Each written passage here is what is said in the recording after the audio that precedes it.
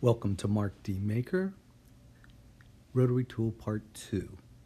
If you have not seen Part 1, I will link that below. Carbide bit.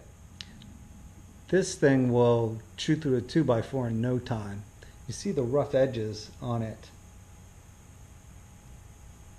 It does take maintenance though, because this will fill up with wood and then you have to go in either with a torch or oven cleaner to clean out all the burrs. But even if you rake your hand across this, it'll cut you. You want to make sure if you're using a bit like this that if you're holding the piece, you got gloves on. Burr, and it's rounded. It's called the burr, and it removes wood very well. It's just for hogging away a lot of wood. It's very effective. Kind of expensive. I think it's like $20 for this particular piece. You won't find this in a big box store or anything like. You have to go to a wood carving supply. I think I got this from Sugar Pine Wood Carving Supply. A 3-wheel system that is used for polishing pivots on an antique clock. The pivots go through a pivot hole and they ride, and you want them to have a mirror polish on them, and this system with these 3 wheels does a really beautiful job. They're called Butterworth bits. Personal message me or put a comment below if you're interested, want to learn more about these, and I'll do a video on antique clock restoration soon. Right, makes these little wheels, and I like the blue ones the best. And you can see they have a list here of their different grits. It's actually a plastic, and the plastic has an embedded abrasive in it. And I have found old rusted pocket knives and will run this over, and it does an incredible job there. It's really for jewelers. Jewelers use these to polish jewelry and such. They work beautifully.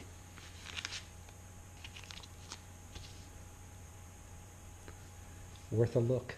Here's some more bits. I got these little drill bits on eBay. They're on a watch repair site, or through, it's a watch repair company, and they have all these little tiny drill bits. So if you're looking for really small drill bits, clock and watch repair places. Here's a little something that I'll show you with my plug-in version here. It has these plugs, and what that is if the brushes burn out, you just don't throw it away. You can take out the brushes and replace them. They make a motor brush replacement kit, and so if you buy one of these, go ahead and buy one of these, and you'll extend the life of this. All right, so let's move on to this. This is for more detailed carving. This goes to 35,000 RPM. The difference is the motor's in here and the rheostat's in here. So this controls, you got a rheostat, you got a forward and reverse here. So if you get into the grain and want to have to go the other way, you can.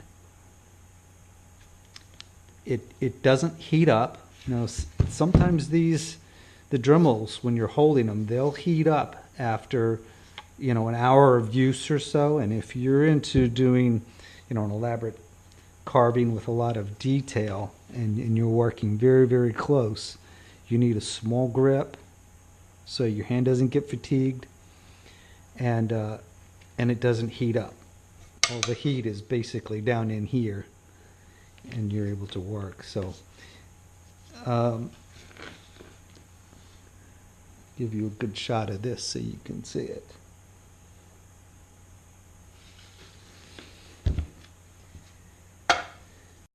And last but not least, my Fordham.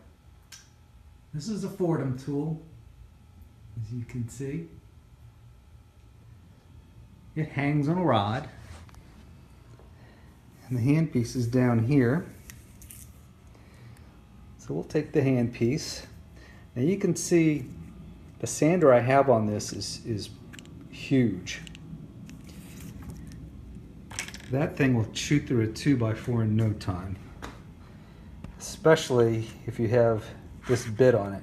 It's actually sharp. I can feel that on my fingers. Ow. With this, you definitely want to use collets. You have a tool here, and that pin is the lock. Instead of a button, you have a pin. And that pin gets inserted into that hole, and that holds it still while you use the wrench to loosen it, and you can change the bits. One word of advice, this is a serious tool. Don't start with this. This thing can be a beast to control if you're not used to it. First time I used it with that, it ran across the board and across my hand, and that was no fun. But if you want to get something done and you want to get it done quick, that's the one. A lot of decoy carvers use it.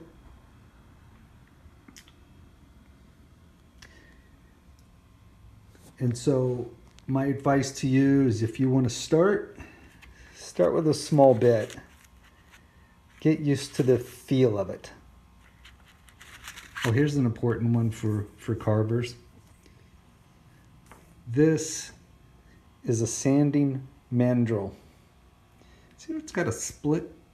There's the split in it all the way down. So you put sandpaper in that and wrap it around, and the sandpaper will hold on there as you sand with it, and you'll go through a lot of sandpaper doing, a large duck or an owl or a hawk or whatever you're carving, and that mandrel you can just change out sandpaper over and over again pretty quickly if it's clogging up on you.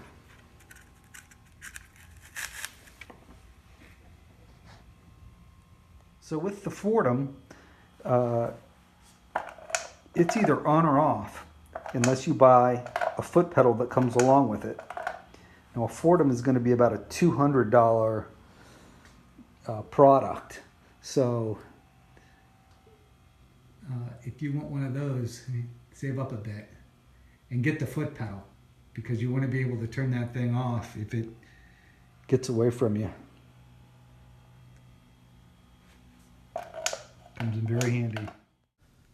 The Rotary tool is a very versatile and useful tool. There are literally thousands of different accessories and bits that can be used with them. I will add links to the tools and accessories mentioned in this video. I hope you enjoyed it. I'll see you next time.